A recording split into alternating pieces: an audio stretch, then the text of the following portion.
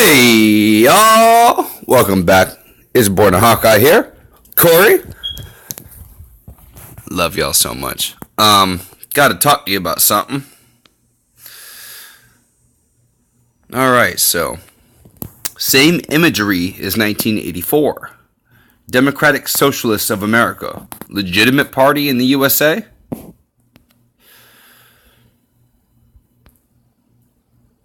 Ingsoc was the protagonist and villain to George Orwell in 1984 in the book. The boots stepping on the faces of any civilians living in that era that dissented, showing decades ago what was to come of our future if we actually allow it.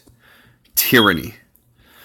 Look close. If you ever watched 1984, you'll know that Ingsoc, socialist movement, is the protagonist and bad guy in the movie and storyline. If you currently look today at DSA, Democratic Socialists of America, hold on one second, let me charge my phone. Excuse me. Drunk bitch, shut up. I completely recognize that they took it straight from George Orwell's book and movie. They took the DSA logo from 1984, which completely showed the authoritarianism of government stomping a boot on our face forever, as stating directly from his book. The similarities from the book are omnipresent to Hillary Clinton literally printing in her book that she sides with the government in 1984, as opposed to the people. She sided with Ingsoc in the government in 1984. Research, vote. So Ingsoc from 1984. Oh, you don't want to turn? You don't. Yeah, okay, there you go. So this was from 1984, right here. You got the black, you got the white hand, you got the vector, you got the V. Like NASA uses that vector a lot. Marlboro uses the vector. You got a vector on Newport cigarettes. You got that vector. They love that V. Well, look at that. This is the new, like, I googled DSA. Same shit. Same shit. Democratic Socialist of... What? Democratic Queer Socialist? Jesus Christ. They got a little sheep or a lamb. Yeah, you're a lamb. You're finna be slaughtered. What the fuck? People are so stupid if they don't see this shit. This one right here, this Portland one, you see how they have 6 hands? 666. The representation is just ridiculous. Count it. 1, 2, 3, 4, 5, 6. 6, 6, 6. They love their... Oh, Eugene, Oregon. Oh, they have nice pine tree. It looks so nice. Just socialize your health care. Socialize everything. Fuck them, bro. Are you kidding me? And then look, St. Louis has it. Oh, happy birthday, Karl Marx. Happy birthday. Denver is just the pussiest. They just got a cat with a fucking rose in their mouth. Fucking disgusting. Ingsoc. Yep. That's it. So these people want to bring in this totalitarianist government, this authoritarianist government, this technocratic. Now they got Google on their side. It's a technocracy. Literally, it's a technocracy because they have all our information.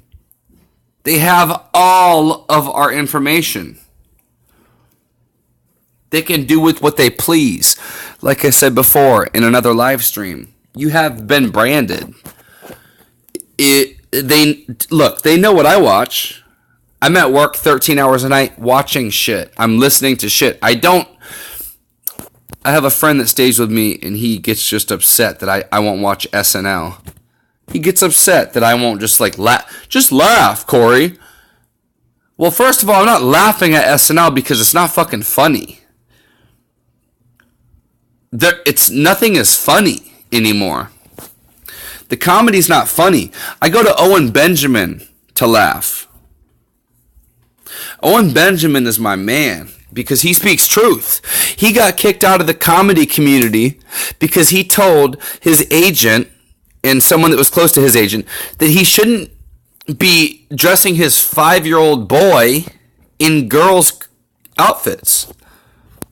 He said, I won't have it. If you don't know who Owen Benjamin is, you need to become a bear real quick. Because this guy knows what the fuck he's talking about.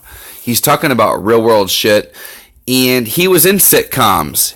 He was actually in episodes. And he was actually in movies.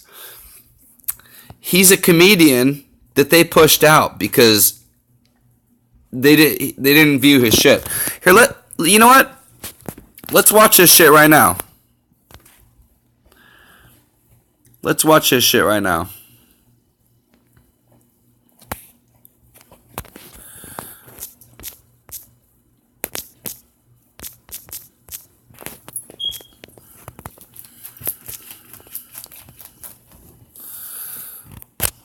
Huge pianist. He's 6'7". This dude's like 3 inches taller than I am. That's crazy. He's 6'7". That's nuts. All right, so Soypocalypse. He went through some really good shit. All right, you know what? You know what? Let's go through this. He was talking to Fleckus.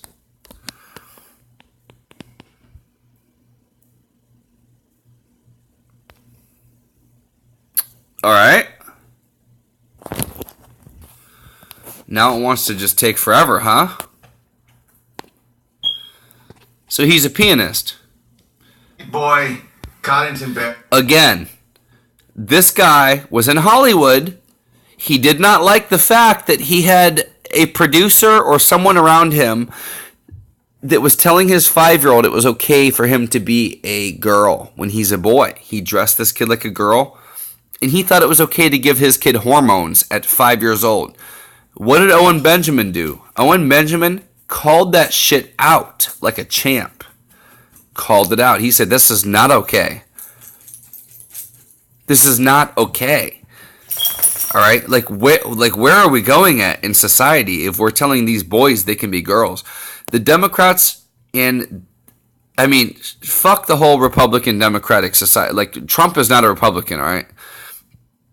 Yes, him still bombing shit in Yemen, that's been going on for years, all right? You can tell me all this bullshit about him bombing kids in Yemen. This has been going on for years. I don't know why you guys are jumping out the woodworks right now. You guys, all of a sudden now, you guys want to do that? All right.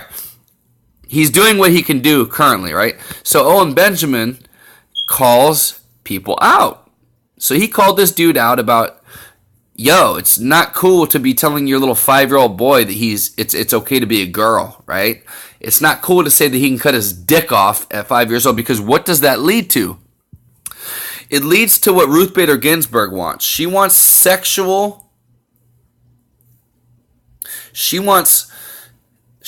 it to be okay for 12-year-olds to say, yes, I would like to have sex with you. It's consent. She wants consent over 12-year-olds, just like Mexico has. The EU has it at 13 right now. All right? So he said something. He got kicked out of the... let me see if I'm still recording. Yes, I'm still recording. He got kicked out of the community real fast. He lost his jobs. He lost his sponsors. He had $100,000 jobs done. As soon as he said that, he was done for.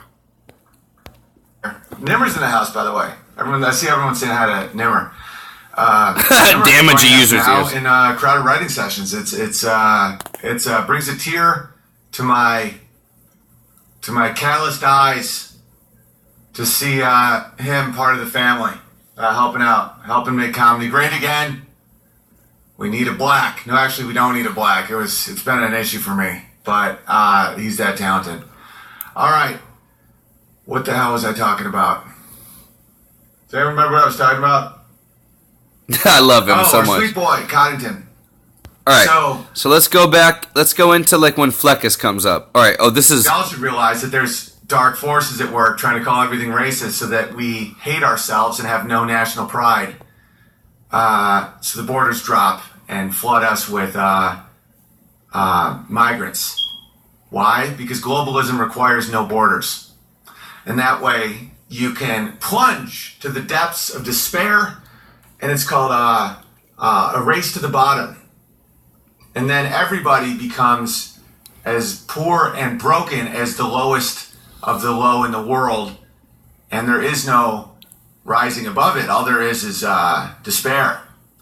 And a small group of people will have all of the power and the freedom and the money, and everyone else is cattle. And a comedian saying something like, I want to see slavery come back just so Sean King admits he's white, is a threat to that. So I'm glad Joe Rogan told me to check with him before posting such vicious and disgusting tweets, questioning the nature of globalism. But he should check with me about sexualizing children in cartoons. And to see the comment section of my Instagram, you fools, you idiots, people saying, yeah, it's funny. Stop being such a conservative, lighten up. I thought you guys were about free speech. I am. This is what I'm doing, free speech, criticizing. Of course it's probably funny in some ways. That's the whole point. It's how to normalize sex with children. You make it kind of funny. You do it with cartoons.